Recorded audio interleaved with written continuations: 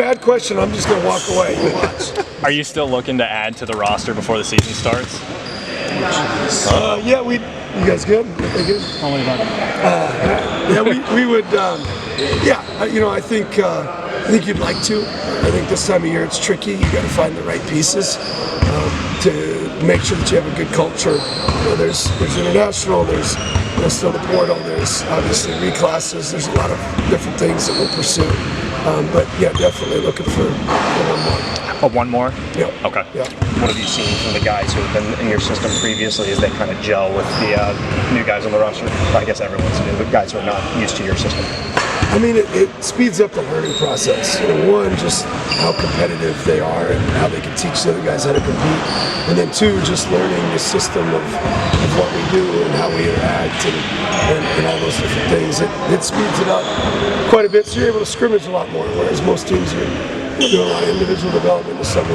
We're scrimmaging, we're competing, we're kind of getting after each other, which has been good.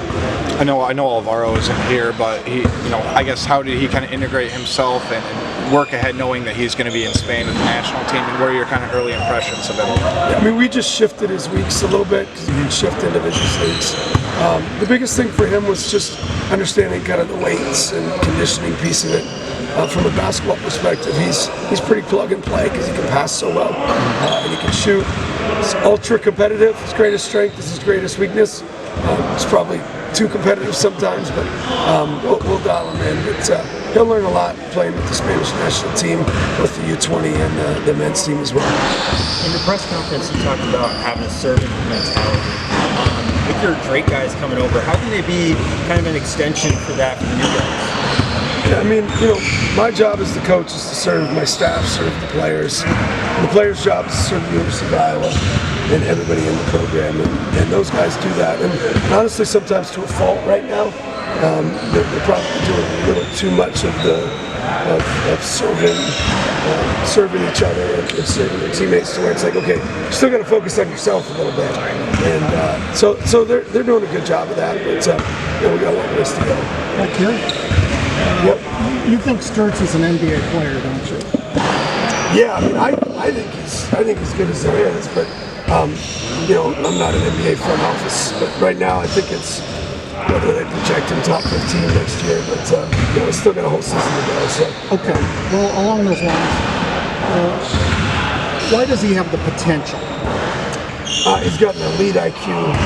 He's very athletic. He can shoot, pass, dribble, do everything, run the show.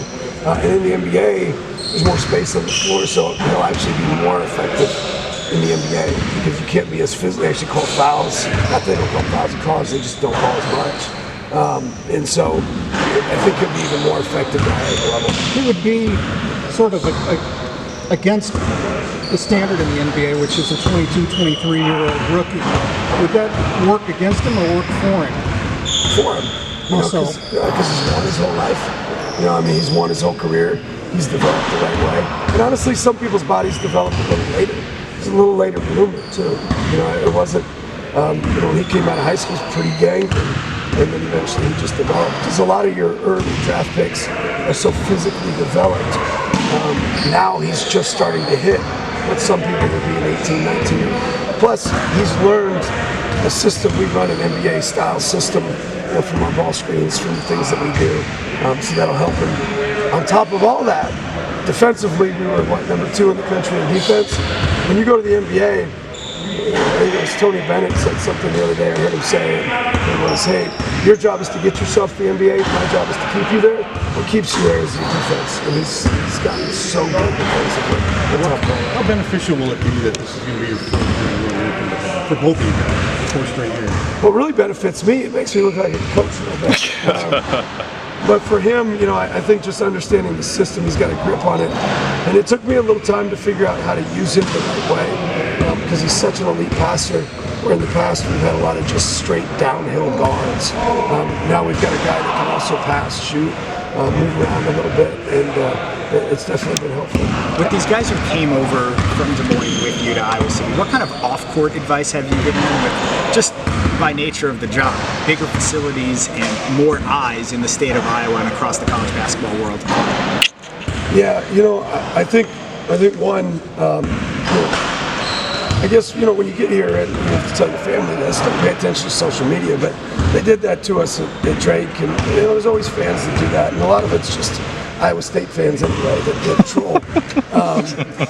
So you've got that piece of it. Just make sure that you turn some of that off and understand that's just noise, and it is what it is.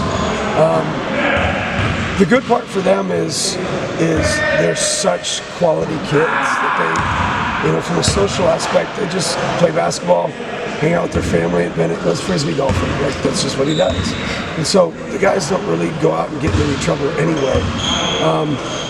Understanding that the eyes are on you constantly. You go to a restaurant, they're paying attention. They're watching everything that you do. So knowing that, but other than that, pressure is what you make it. They've already got pressure on themselves, so they're just not paying attention to the outside noise. A lot of publications had you guys listed as off-season winners. Standing here 4 months out of your first game as coach, do you feel like an off-season winner? And were you guys competitive in the transfer portal with what you were able to offer? I mean, we're an off-season winner because we took 6 guys from a team that won 31 games. So anytime you take kids off of a team that won so much, that's a big deal, and that's what we're able to do. And fortunately, they played for me, so that's part of it. And then obviously, Alvaro fits very well in Brendan. We haven't seen him play with our guys except for once, and so he's doing good as well. What was it about Trevin when you were recruiting him that stood out that made you think his game could transfer over to major college basketball, I guess if you want to call it that? Well, we recruited him to Drake and wanted to get him. You and I had built a relationship with him.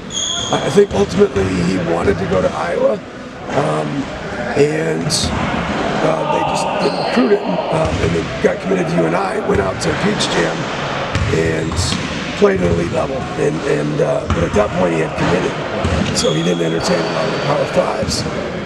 Fast forward, he got the job. He ended up getting his release from you and I think it was just for one place, and that was that. It wasn't like a recruitment. We didn't recruit him because we couldn't, because he's already signed. It was just, he called us and said, "Hey coach, got my release, great. Let me check." You go check to make sure that he's got his release, and then he did, and that was it. What do you Final Four chairs back there? Are you trying to tell your guys something? No, that's the women's. But the women's team's going to be really good. Yeah, So no, I mean, ultimately your objective is to win your last game, and they're well aware of that. It's not something we talk about ever. It's just more of the process of getting better. I know it's been a few years since you recruited Bennett in high school, but what do you just recall about that process? It was a 1.5-year process. I mean, we offered him maybe in February before his senior year, and I think it was maybe either May or April that he committed. He just, like, Division I saw him, and they didn't want him. And so it's just like, hey, and he told him right away, if I go to Division II, I'm going to Northwest. So we were patient, waited, and then came to Northwest. We always knew that he's probably, honestly, I thought he was a high major guy. I really did when we recruited him. Obviously now he is. And so, he works to the level of humility, has some physicality. You got to use him the right way. But it was a fun process to recruit him. It got easier to recruit him to Drake, and even easier to recruit him to University of Iowa. For the young guys on the team like Trevin, how important is it for leaders like Bennett to transfer your message and lead on the court for them? I mean, just how they act. Bennett's going to be here at 6 a.m. and get his shots and work. And I think actions a lot of times are a better message than just your words. And so they've taught them how to work. The standard is the standard, and hopefully they'll teach them how to win as the season ends.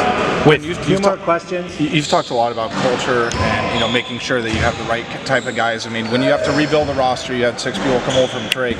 But how tough was it about trying to make sure you identify the right kind of guys in the portal? And again, it's essentially speed dating, and with all the other factors, I guess. What have you kind of learned about really kind of working the portal and making sure that you do get the right guys for your program? Yeah, I think for us, and this is the benefit, and I said in the interview the other day, the benefit of me being at Division II is I've had the opportunity to work through positives and negatives. So I've made a lot of mistakes and we've done a lot of things right. And I didn't have a lot of external noise while we were doing that. And then, obviously we won a lot of games while we were making mistakes and while positives happened. Fast forward to this, that gives you a sense of confidence to build your roster, because it's like we've built rosters. Obviously this is the Big Ten, it is different. You need a little better player, a little bigger player, a little more physical player, but the attributes that you still want are still the same from a personality standpoint, where you want tough kids, you want humble kids, you want guys that want to serve.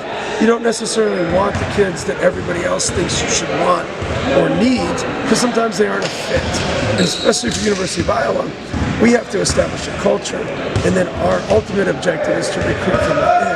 If you've got a bunch of kids that people don't want to be around, it's going to be difficult to do. So we sold out on making sure that we got the right personalities to build for the long haul.